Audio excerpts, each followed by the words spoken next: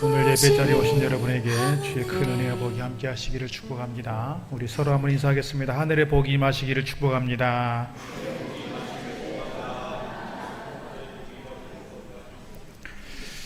우리가 어디에선가 열심히 봉사하고 섬기고 헌신할 때에는 대개가 어떤 보상 심리가 작동하게 되지요. 내가 이렇게 열심히 함으로써 누군가에게 인정받고 또 어떤 지위나 또는 진급이나 또는 물질로서 보상받기를 바라는 그런 마음이 있는 겁니다. 그래서 이를 위해서 열심히 공부도 하고요, 회사 가면 열심히 일하기도 하고요, 교회 나와서도 열심히 봉사하는 건 사실 그렇지요. 우리가 보통 말합니다. 제가 누구를 보고 이렇게 봉사하나요? 하나님 보고 봉사하지요.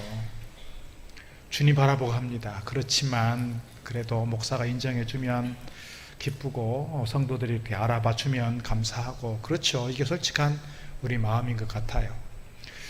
그런데 내 나름대로 열심히 봉사하고 열심히 일했는데 내가 일하는 만큼 내가 기대한 만큼 뭔가 보상이 주어지지 않을 때가 있습니다. 예를 들면 이겁니다. 회사에서 열심히 막 죽기 살기로 일을 했는데 상사가 보기에 이 사람이 열심히 일하는 거는 별로 마음에 안 드는 거예요. 그러니까 위에 있는 상사, 위에 있는 어떤 주인의 입장에서 볼 때 이거는 주인의 뜻하고 상사가 생각하는 그 분야하고 좀 다르게 나타났을 때 칭찬받기가 어려울 것 같아요. 하나님의 일도 그렇다는 겁니다. 하나님의 일도 네 나름대로 열심히 봉사하고 열심히 헌신했는데 하나님께서 보실 때 그건 아니야 하실 수 있다는 것이죠. 그러면 나의 생각과 하나님의 생각, 나의 열심과 하나님의 열심을 같이 맞추어야 가야 하는데 그 코드가 좀 맞아야 되는데 엉뚱한 곳으로 가게 되면 하나님께서 칭찬하시거나 복 주시는 게 곤란하다, 이렇게 말씀드릴 수가 있겠죠. 예를 들면 이겁니다. 보통 대통령에 당선이 되면 약 3,000개의 자리가, 인사권이 생긴다고 합니다. 3,000명의 사람들을 임명할 수 있는 거예요. 그 중에 대표적인 사람들이 이제 국무위원들이죠. 장관들입니다. 장관들을 이렇게 유능한 사람들을 데려다가 일을 시켰는데 일을 열심히 했어요. 열심히 효과도 있었고 실적도 있었어요. 그런데 그분이 열심히 한 것이 대통령이 가지고 있는 국정 철학과 기조와 맞지 않다면 대통령이 그분을 장관 자리에 오래 앉혀놓기는 곤란하겠지요. 왜? 자기와 생각이 맞지 않으니까요. 하나님의 일들이 그렇다 여겨집니다. 오늘 본문에 보게 되면 대표적으로 아비나답의 가정과 또는 오베데돔의 가정이 여실하게 비교되는 것은 그런 맥락에서 우리가 이해해 볼 수 있다 싶습니다. 오늘 본문의 말씀은 법궤와 관련된 사건으로 기록되고 있는데요. 법궤는 하나님의 임재의 상징이다, 이렇게 말씀드릴 수 있습니다. 오늘 2절 말씀 보니까 다윗이 일어나 자기와 함께 있는 모든 사람과 더불어 바알레 유다로 가서 거기서 하나님의 궤를 메어 오려 하니 그 궤는 그룹들 사이에 좌정하신 만군의 여호와의 이름으로 불리는 것이라. 그룹들은 법궤 위에 있는 이 천사와 같은 그룹 있죠. 사진을 통해서 이따 보시게 될 겁니다. 출애굽기 22장에 보게 되면 하나님의 임재와 통치를 보여주는 법궤에 대한 설명이 기록됩니다. 출애굽기 22장 20절, 그룹들은 그 날개를 높이 펴서 그 날개로 속죄소를 덮으며 그 얼굴을 서로 대하여 속죄소를 향하게 하고 속죄소를 궤 위에 얹고 내가 네게 줄 증거판을 궤 속에 넣으라. 거기서 내가 너와 만나고 속죄소 위 곧 증거궤 위에 있는 두 그룹 사이에서 내가 이스라엘의 자손을 위하여 내게 명령한 모든 일을 내게 이르리라. 거기서 내가 너와 만나고 내가 너에게 가르칠 것을 가르치고 내가 너에게 명령할 것을 말하겠다. 어디서? 법궤 위에서예요. 법궤는 어떻게 보면 가장 큰 존엄이다, 이렇게 말할 수 있겠죠. 그래서 가장 경외심을 가지고 모셔야 하고 대해야 되는 두려운 어떤 그런 존재가 법궤인 것 같아요. 법궤 사진을 좀 보면 이렇습니다. 앞서 말씀드린 것처럼 두 그룹이 있다라고 하는 것은 법궤 위에 이렇게 날개를 가진 두 천사와 같은 그룹이 있고 그 아래 이제 내용물이 들어있는데 십계명 두 돌비가 들어있고요, 아론의 쌍난 지팡이 만나 이렇게 들어있습니다.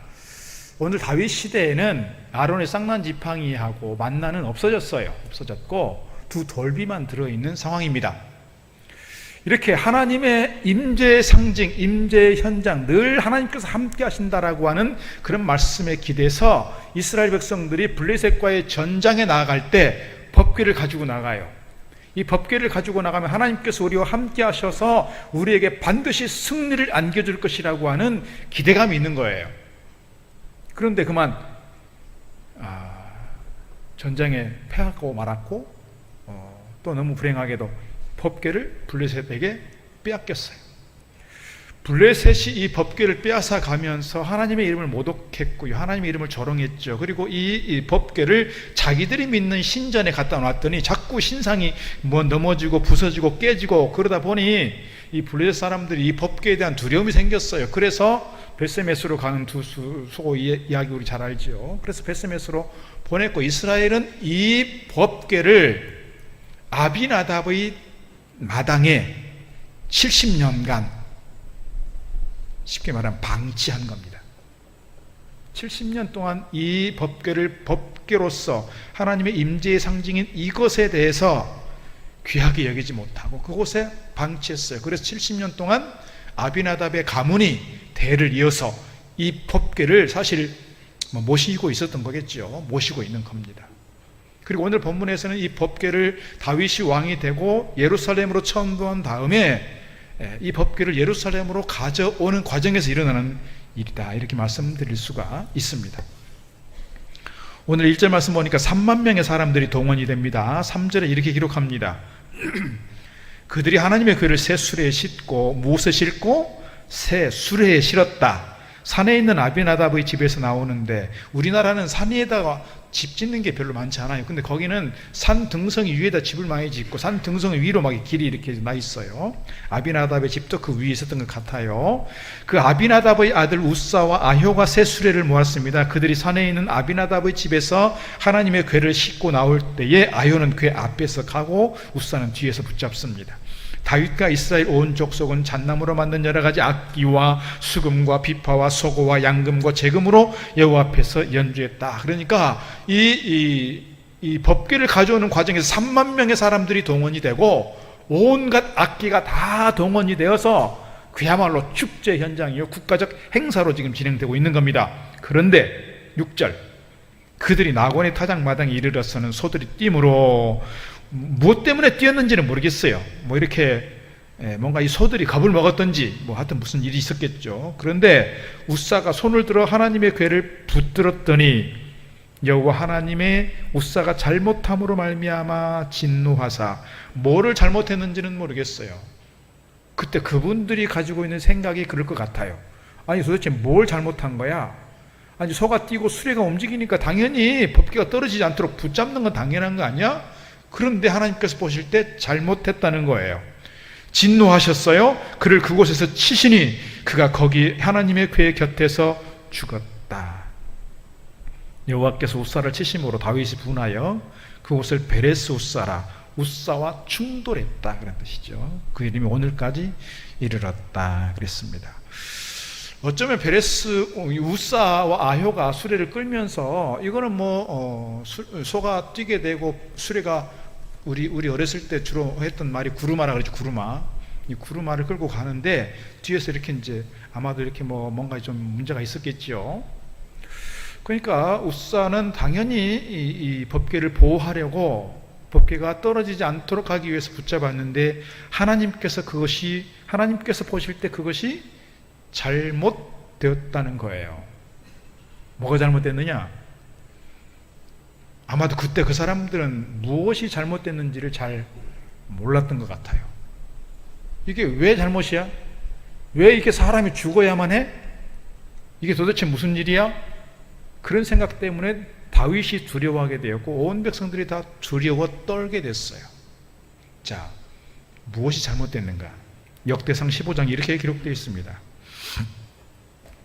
다윗이 제사장 사독과 아비아다를 부르고 또 레위 사람 우리엘과 아사와 요엘과 스마야와 엘리엘과 암미나답을 불러 그들에게 이르되, 너희는 레위 사람의 지도자이니 너희가 너희 형제는 몸을 성결하게 하고 내가 마련한 곳으로 이스라엘 하나님 여호와의 궤를 메어 올리라. 그러니까 사무엘하 6장에 있는 이 본문에서는 오늘 다윗이 하나님의 법궤를 어떻게 옮겨야 하고 어떻게 운반해야 되는지를 몰랐던 거예요. 그래서 어디에 실었다고요? 수레에 실었어요. 그런데 성경에 보니까 법궤를 움직일 때는 수레에 싣고 가는 게 아니고요, 어깨에 매도록 돼 있다고요. 누가요? 제사장이나 레위인들이. 그것을 배우고 나서 오늘 다시 옮겨오게 될 때 오늘 다윗은 그래서 제사장들에게 이렇게 말하는 거예요. 이스라엘 하나님 여호와의 궤를 메어 올리라. 13절, 전에는 너희가 매지 아니하였으므로 우리 하나님 여호와께서 우리를 찢으셨으니 이는 우리가 규례대로 그에게 구하지 아니하였음이라 하니, 이에 제사장들과 레위 사람들이 이스라엘 하나님 여호와의 궤를 메고 올라가려 하여 몸을 성결하게 하고, 모세가 여호와의 말씀을 따라 명령한 대로 레위 자손이 채에, 이 채라는 게 뭐예요? 법궤가 있으면 이렇게 길다랗게 막대기 같은 걸 꼽아서 이렇게 그 채를 매도록 되어 있다 이 말입니다. 그래서 채에 하나님의 궤를 꿰어 어깨에 매니라. 우리 그림을 한번 보겠습니다. 자, 가운데 있는 그림이 지금 다윗이 처음 법궤를 운반했던 방식이에요. 이 방식은 누구 방식이냐면, 블레셋 사람들이 법궤를 이스라엘로 돌려보낼 때 이렇게 돌려보냈다고요. 젖먹는 암소 2마리에 붙잡아서 그렇게 보냈어요. 그런데 어떻게 움직여야 된다고요? 오른쪽에 보시면 어깨에 맨 법궤가 있어요. 이게 성경에 나온 방식이에요. 제사장들이나 레위인들이 직접 되는 것도 아니고 채를 꿰어서 채를 매도록 되어 있단 말입니다. 그리고 평소에는 어떻게 해요? 왼쪽에 있는 것처럼 파란색 천을 덮어서 법궤를 움직이거나 보관하도록 되어 있습니다. 그래서 지성소, 가장 1년에 대제사장이 한 번만 들어가는 그 지성소에 보관하게 되어 있습니다. 자, 오늘 본문에 나오는 불행한 사건은 뭐를 몰랐다고요? 하나님의 방법을 몰랐어요. 누구 방식으로 했어요? 자기들 방식으로 했어요. 자기들 방식이 뭐예요? 그 시대에 걸맞는 방식이었어요. 우리도 생각해 보면 그래요. 우리가 하나님의 일을 할 때 이 시대의 흐름이 있어요. 시대에 변화된 흐름이 있다고요. 이 시대에 걸맞게 따라가는 건 필요해요. 그런데 정말 이 시대에 맞게 변화하고 있는 이것 중에서 하나님께서 원하시고 하나님께서 생각하시고 하나님의 방식이 있는데, 이것을 벗어나서 우리의 편리대로 우리의 생각과 우리의 경험을 따라서 하나님의 생각은 묻지 않고 내 생각을 쫓아서 봉사하고 섬기고 일하고 있는 것은 아닌가 하는 것을 우리에게 생각하게 한다는 거예요. 내가 하나님의 일을 감당해낼 때 하나님의 생각은 묻지 않고 세상의 편리를 따라서 세상의 방식을 쫓아서 이렇게 하면 편한 거를, 이렇게 하면 쉬운 것을 우리가 그렇게 생각한다는 거예요. 요즘 교회에서 가장 힘든 일이 뭐냐면 주방 일이고요. 그 다음에 힘든 일이 뭐예요? 교회 청소하는 일이에요. 제가 서울에 있을 때 어떤 교회에서는 그랬습니다. 사람을 사서 주방 일을 시켰습니다. 사람을 사서 교회 청소를 시켰습니다. 요즘 세상의 사람들이 하는 방식입니다. 가까운 광릉내 교회도 청소를 다 업체에 맡깁니다. 우리는 권사님들이 다 주방에서 하시고 청소도 기관별로 돌아가면서 하고 있고, 어쩌면 저는 오늘 본문의 말씀을 생각하면서 그 생각이 들었어요. 하나님께서 원하시는 방법은 뭘까? 이 교회를 갖고 가고 교회를 세워가는 데 있어서 하나님께서 기뻐하시는 방식은 뭘까를 좀 생각해 봤어요. 세상의 편한 방식이 아니라 하나님께서 기뻐하실 만한 방식이 뭔가를 좀 물으면 좋겠어요. 우리의 생각을 나눌 수 있어요. 의사소통할 수 있어요. 그러나 오늘 우리 시대에 맞는 그 방식과 하나님의 방식이 뭔가 충돌한다면, 뭔가 좀 다르다고 생각하다면 우리가 무엇을 먼저 생각할 건가 좀 물으면 좋겠다. 그리고 우리가 말 한마디 할 때도 우리의 어떤 생각을 쉽게 말하는 것이 아니라 하나님의 생각을 묻고 하나님께서 기뻐하실 만한 생각을 같이 나누면 좋겠다, 그 생각을 하게 됐습니다. 자, 오늘 9절 이하에 이렇게 말씀하고 있습니다. 9절 이하에 이렇게 기록합니다. 다윗이 그날에 여호와를 두려워하여 이르되 여호와의 궤가 어찌 내게로 오리오하고 다윗이 여호와의 궤를 옮겨 다윗성 자기에게로 메어 가기를 즐겨하지 아니하고 가드 사람 오벳 에돔의 집으로 메어 간지라. 여호와의 궤가 가드 사람 오벳 에돔의 집에 석 달을 있었는데 여호와께서 오벳 에돔과 그의 온 집에 복을 주시니라 했습니다. 자, 석 달 동안 있었는데 큰 복을 줬대요. 이게 뭐 도대체 석 달 동안에 어떤 기적이 나타났나 생각해 볼 수도 있는데 저는 그렇게 생각을 해봤어요. 뭐 성경 어차피 해석이니까 석 달 정도 되면 모내기하고 추수할 정도까지 기간이 한 석 달 됩니다. 보통 꽃을 피우고 열매를 거둘 때까지 기간이 약 석 달 정도 됩니다. 그러니까 이 석 달의 기간은 사실 농사 한철 기간이에요. 쉽게 생각하면 이거예요. 오늘 오벳에돔의 집에 큰 복이 임했다고 그랬는데 예를 들어서 보통 때는 농사를 지어서 한 50배 정도 수확을 거뒀어요. 그런데 오늘 오벳에돔의 집에 막 100배, 200배의 결실이 생긴 거예요. 예를 들면 그거예요. 돼지를 키우는데 뭐 여기 이스라엘은 돼지를 키우는 게 아니지만 돼지를 보통 한 7마리, 8마리 낳는데 막 이때는 갑자기 막 15마리, 12마리를 낳는 거예요. 쉽게 말하면. 그리고 과수를 따는데, 과일을 따는데 보통 한 10상자 정도 이렇게 수확을 거뒀는데 갑자기 올해는 막 20상자, 30상자가 수확이 생기는 거예요. 오늘 쉽게 말하면 오벳에돔의 집에 이런 기적 같은 일들이 생기는 거예요. 석 달 동안 법궤를 잘 모셨는데 그것이 하나님 보실 때 어땠길래 도대체 이런 복이 임하였나 좀 살펴보려고 하는 거예요. 오늘 12절 말씀에서 이렇게 기록합니다. 어떤 사람이 다윗 왕에게 아뢰어 이르되 여호와께서 하나님의 궤로 말미암아 오벳에돔의 집과 그의 모든 소유에 복을 주셨다 한지라. 다윗이 가서 하나님의 궤를 기쁨으로 메고 오벳에돔의 집에서 다윗성으로 올라갔다 그랬어요. 자, 역대상 26장 8절 말씀 보게 되면 이는 다 오벳에돔의 자손이라 그들과 그의 아들들과 그의 형제들은 다 능력이 있어 그 직무를 잘하는 자이니 오벳에돔에게서 난 자가 62명이며 그랬어요. 그러니까 오벳에돔 자기 자신만이 아니라 자기 자식들까지 형제들까지 자손들까지 62명의 이름이 다 기록되어 있는데 그 한 사람 한 사람이 모두가 유능한 자가 되었고 유력한 자가 되었고 성전 문지기와 같은 사람들이 되었고 하나님의 큰 일들을 감당하는 유력한 사람들이 됐다는 거예요. 원래 오벳에돔은 누구 자손이냐면 고라 자손이에요. 고라 자손이라고 하면 모세를 반역했던 사람입니다. 하나님을 반역했던 사람이어서 사실 고라 자손들이 한꺼번에 몰살당했다고요. 그 중에 살아남은 몇 사람들이 오늘 오벳에돔의 가문을 이루고 있는데 그 고라의 자손은 불명예스러운 집안이요 저주의 집안이에요. 그런데 오벳에돔 때에 와서 그 집안이 그 가문이 바뀌었다고요. 무슨 집안으로요? 축복의 가문으로요. 축복의 집안으로 바뀌었다고요. 오늘 우리에게 이러한 축복의 가문이 이루어지기를 주의 이름으로 축복합니다. 오늘 오벳에돔이 석 달을 잘했더니 그렇게 복을 받은 이유가 뭘까? 그 비결이 뭘까? 성경에는 그 비결에 대해서 사실 구체적으로 기록하고 있지는 않아요. 그러나 성경은 아까 말씀드린 것처럼 해석이 중요하다 그랬으니 오늘 본문의 전후 맥락을 보면서 오벳에돔이 어떤 마음을 가지고 이 법궤를 잘 모셨을까 좀 그것을 분석해 보면서 그 오벳에돔의 축복의 비결이 뭔가를 좀 살펴보려고 하는 겁니다. 첫 번째, 오벳에돔은 경외심을 가지고 법궤를 모셨다 하는 겁니다. 경외심. 하나님께 예배하는 데 있어서 가장 중요한 우리의 마음 자세는 경외심이다. 그렇게 성서학자들은 얘기합니다. 이스라엘 백성들에게 있어서 하나님에 대해서, 하나님의 존엄하심에 대해서, 하나님의 그 어미하심에 대해서, 하나님의 그 귀하신 그분에 대한 그들의 가장 기본적인 자세는 뭐냐면 경외심이라는 거예요. 하나님께 대하여 두렵고 떨리는 마음으로 지극히 존중하는 마음으로 하나님께 제사하고 무릎 꿇어 예배하는 그 모습, 경외심입니다. 오늘 오벳에돔이 그랬을 것 같아요. 자, 오벳에돔의 집에 오기 전에 어떤 일이 있었어요? 법궤를 움직이다가 법궤가 뛰게 되면서 만지게 되니 그 자리에서 즉사했다고요.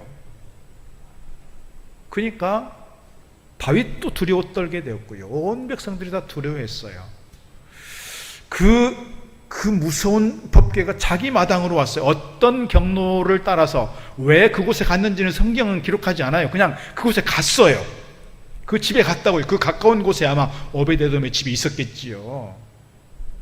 그때 그때 오벳에돔의 마음속에 이 법궤를 모실 때 쉽게 가볍게 익숙한 마음 가지고 그렇게 대하는 것이 아니라 지극히 존중하는 마음으로 경외심을 가지고 대했을 것이라고 여겨집니다. 누구와 비교해서?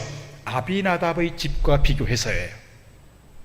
아비나답의 집은 70년 동안 전통을 가지고 아마 대를 이어서 이 마당에, 자기 마당에 법궤가 모셔져 있으니 어렸을 때부터 그 주변에서 막 뛰어놀고 했을 거예요.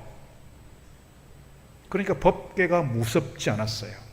두려운 마음이 없었어요. 이 법궤가 얼마나 소중한 것인지, 법궤가 얼마나 어미한 것인지를 그들은 깨닫지 못했어요. 익숙한 대로, 편리한 대로 그렇게 모셨다고요. 몇 년 동안이나 70년 동안이나 긴 세월 동안 그렇게 모셨음에도 불구하고 그의 결과는 뭐예요?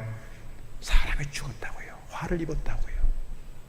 그런데 석 달 동안, 잠깐의 기간이지만 그 기간 동안 법궤를 잘 모셨더니 그 가정의 가문이 복을 받게 되었다.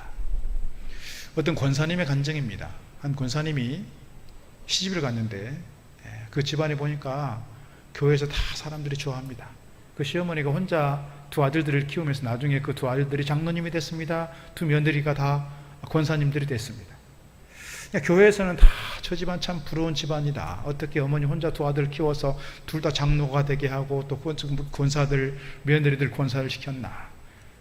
그런데 오늘 이 아비나답의 설교를 들으면서 이 권사님이 충격을 받은 거예요.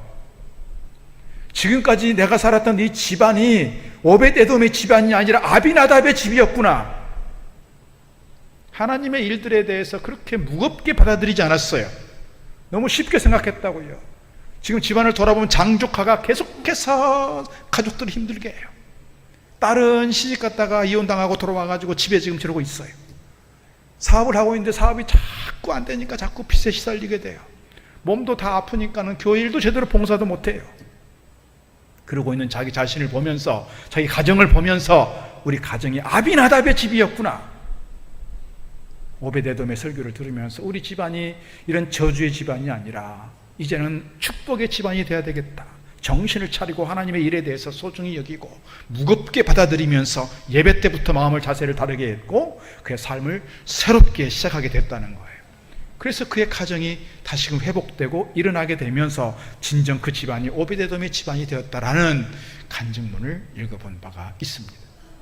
오늘 우리의 가정이 오벳에돔의 집이 되어야 할 줄로 믿습니다. 오랫동안 섬긴 집안일수록 특별히 오늘 우리 집은 아비나답의 집은 아닐까 생각하면서 오늘 우리의 집안이 축복의 집안으로, 오벳에돔의 집안으로 아름답게 세워져 가기를 주의 이름으로 축복합니다. 두 번째, 오벳에돔은 남이 하기 싫어하는 일을 했다는 거예요. 법궤를 운반하다가 사람이 죽고 나니까 모두가 다 법궤를 무서워했습니다. 9절 말씀 보니까 다윗이 그날의 여호와를 두려워하여 이르되 여호와의 궤가 어찌 내게로 오리요 하고, 10절 다윗이 여호와의 궤를 옮겨 다윗성 자기에게로 메어가기를 즐겨하지 않냐고 가드 사람 오벳에돔의 집으로 메어간지라. 그냥 자기가 다시 하던 일들을 계속하면 좋은데 못했어요. 왜요? 겁이 나니까요. 싫은 거예요. 사람까지 죽어나갔으니 싫은 거예요. 그런데 그 싫은 일을 누가 맡았어요? 오벳에돔이 맡았어요. 오벳에돔이. 우리도 가끔씩 보면 하기 싫을 때가 있어요. 또 버거울 때가 있고요. 부담이 될 때가 있어요. 특별히 교회에서든 직분을 맡는다는 일이, 어떤 사역을 맡는다는 일이 누가 쉽겠어요.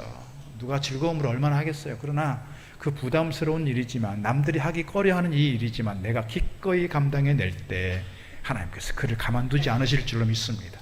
그의 삶을 복되게 하고 그의 가문을 복된 가문으로 세워주실 줄로 믿습니다. 구레네 시몬을 우리가 잘 알고 있습니다. 마태복음 27장 32절 나가다가 시몬이란 구레네 사람을 만나며 그에게 예수의 십자가를 억지로 지워 가게 하였더라. 마가복음 15장 21절 마침 막 알렉산더와 루포의 아버지인 구레네 사람 시몬이 시골로부터 와서 지나가는데 그들이 그를 억지로 같이 가게 하여 예수의 십자가를 지웠다 그랬어요. 예수의 십자가 억지로 졌다고 누구도 그거 하고 싶지 않았어요. 어찌다가 보니까 이렇게 자기가 맞게 된 거라고요. 그런데 그것을 기꺼이 감당해냈더니 그의 아들들이 초대교회 유능한 지도자들이 됐어요. 로마서 16장 13절에서 사도 바울은 이렇게 문안합니다. 주 안에서 택하심을 입은 누포와 그의 어머니에게 문안하라. 그의 어머니는 곧 내 어머니니라. 루포는 누구였어요? 알렉산더와 루포의 아버지 구레네 시몬이에요. 그 어머니는 누구예요? 구레네 시몬의 아내예요. 그 아내에 대해서 뭐라고 했어요? 그 어머니는 곧 내 어머니라. 그만큼 사도 바울이 그 가정에 대해서, 그 가문에 대해서 이렇게 애틋한 사랑을 드러내고 있어요. 그만큼 알렉산더와 루포가 초대교회 내에서 좋은 지도자로 세워져 있다, 그 말입니다. 물질의 복 받는 것도 중요합니다. 세상에서 많은 사람들에게 저 사람 성공했어, 그렇게 인정받는 것도 중요한 일입니다. 소중한 일입니다. 기쁜 일입니다. 그러나 하나님께서 쓰실 때, 하나님께서 귀한 하나님의 사람으로 쓰실 때 참 복이 아닐까요? 세상의 복만이 아니라 영적인 부유함을 누리는 그 가정, 하나님께서 기뻐하시는 복된 가문인 줄로 믿습니다. 오늘 우리가 남들이 하기 싫어하는 것, 남들이 지기 싫어하는 십자가 기꺼이 감당해낼 때 오벳에돔과 같은 큰 복이 우리 가운데 임하게 될 줄로 믿습니다. 하나 더 말씀을 드리자면 오벳에돔은 하나님을 섬기는 자체를 즐거워하였다, 이렇게 해석할 수 있습니다. 앞서 말씀드린 것처럼 오벳에돔의 집에 법궤가 들어왔을 때 다 무서워했고 다 꺼려했고 싫어했어요. 그런데 오늘 오벳에돔의 집에 왔을 때 오벳에돔의 마음도 그랬을지 몰라요. 되게 두려운 마음이 생겼을지 몰라요. 무서운 마음이 있었을지 몰라요. 그런데 성경 어디를 봐도 오벳에돔이 나 싫다고, 왜 그걸 내 집으로 가져오느냐고 그렇게 한마디 한 바가 없어요. 표현이 되어 있지 않아요. 오벳에돔은 이것이 어차피 나에게 오는 일이라면, 내가 맡아야 될 일이라면, 내가 감당해야 될 십자가라면 내가 기꺼이 감당하겠습니다, 이 마음으로 받은 거예요. 이 마음으로 받은 거. 오늘 이것을 우리가 기억하면 좋겠습니다. 여러분, 항전직들 받을 때 그런 마음이 있으면 좋겠어요. 누구나 부담이 있어요. 항전직 되면 기꺼이 내가 기쁨으로 감당하겠습니다, 이 말이 있으면 좋겠습니다. 11절 말씀 다시 이렇게 기록합니다. 여호와의 궤가 가드 사람 오벳에돔의 집에 석 달을 있었는데 여호와께서 오벳에돔과 그의 온 집에 복을 주시니라. 하나님께서 단순하게 순종하는 그 믿음을 보시고 그에게 복을 주셨다, 저는 그렇게 믿습니다. 12절 하반절부터 이렇게 기록합니다. 이 잘못된 방법을 바로 잡고 하나님의 궤를 메어 올리게 되는데요, 12절 하반절, 다윗이 가서 하나님의 궤를 기쁨으로 메고, 기쁨으로 맸다 그랬어요. 억지로 매는 것이 아니라, 의무감 가지고 하는 것이 아니라 기쁨으로 해요. 오벳에돔의 집에서 다윗성으로 올라갈 때 여호와의 궤를 맨 사람들이 6걸음을 가매해 거기서 제사를 드리고 다윗이 여호와 앞에서 힘을 다하여 춤을 추는데, 그때 다윗이 베옷을 입었더라. 다윗과 온 이스라엘 족속이 기꺼이 환호하며 나팔을 불고 여호와의 궤를 메어오니라. 오벳에돔의 집에서 있다가 석 달 동안 있는 가운데 복을 받았다는 소문이 나니까 다윗이 다시 가서 이제는 법궤를 옮겨와도 되겠구나 생각해서 하나님의 법칙을 따라 제사장들과 레위인들이 법궤를 메고 6걸음을 걸어오면 다시 제사를 드리고 6걸음을 걸어오면 제사를 드리고 지극히 존중하는 경외하는 마음으로 그렇게 했어요. 그런데 두려운 마음이 아니라 어떤 마음으로요? 기쁨으로 했다고요. 오늘 본문 뒷부분 보게 되면 다윗이 기뻐서 춤을 추다가 옷이 벗겨진 줄도 모르고 그렇게 했다고요. 멀리서 성 위에서 쳐다보고 있던 그의 아내 미갈이 조롱했다고요. 비난했다고요. 왕이 돼가지고 채신머리 없이 그렇게 춤을 추느냐고. 그랬더니 다윗이 하는 얘기가 뭐예요? 내가 여호와 앞에서 한 것이라 그랬어요.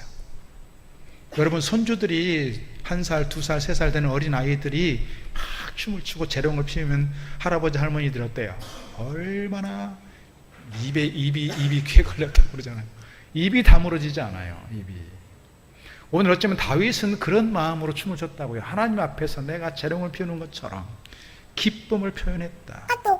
하나님의 일들을 감당해낼 때 억지로 하는 것이 아니면 좋겠어요. 마지못해 하지 않으면 좋겠어요. 얼굴에 인상 써가면서 하지 않으면 좋겠어요.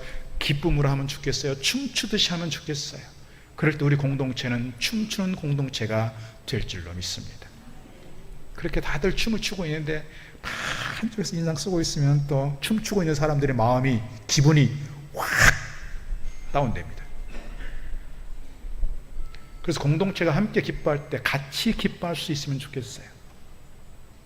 그래서 같이 행복을 누리면 좋겠어요. 한쪽에는 막 기뻐하고 있는데 이 기뻐하는 것 자체를 시기하는 사람이 또 있잖아요. 질투하는 사람이 있고. 그래서 같이 기뻐할 수 없는 사람들, 그 기뻐할 수 있는 공동체 내로 들어오면 좋겠어요.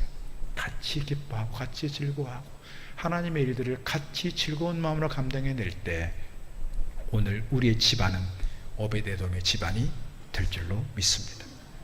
이러한 복이 오늘 저와 여러분 가운데 크게 임하기를 주의 이름으로 축복합니다. 기도하겠습니다. 하나님 아버지, 오늘 오베데돔 석 달 동안 복궤를 모신 것이 큰 복이 되었음을 보았습니다. 다윗이 거룩한 마음으로 시작했던 일이었으나 오히려 어려운 일을 당했고, 아비나답 70년 동안 법궤를 모셨으나 가정이 화가 된 것은 하나님을 아는 지식이 부족했고 하나님의 뜻을 따라 섬기지 못하였기 때문인 것을 알았습니다. 주님, 오벳에돔 석 달 짧은 기간 동안 법궤를 모셨지만 남들이 하기 어려운, 하기 싫은 일을 기꺼이 감당함으로써 뿐만 아니라 하나님께 대한 지극한 경외심과 하나님 말씀을 따라 즐거움과 기쁨으로 감당했을 때 그의 집안이 복받는 집안이 된 것을 보았습니다. 오늘 우리의 삶이, 우리의 가정이, 우리의 후손들이 오베데돔의 가문처럼 하나님께 큰 은혜를 입고 복을 누리는 축복의 가문 되게 하여 주옵소서. 저는 여름 동안 또한 평생 동안 주님을 힘써 섬겼던 사랑하는 주의 종들, 오벳에돔에게 주었던 그 큰 은혜와 복을 저희에게도 크게 허락하여 주옵소서. 예수님 이름으로 기도드리옵나이다. 아멘. 찬송가 449장 찬송합니다. 무엇과도 주님을 바꾸지 않으리. 다른 어떤 은혜 구하지 않으리. 오직 주님만이 내 삶의 도움이시니 주의 얼굴 보기 원합니다. 나 무엇과도 주님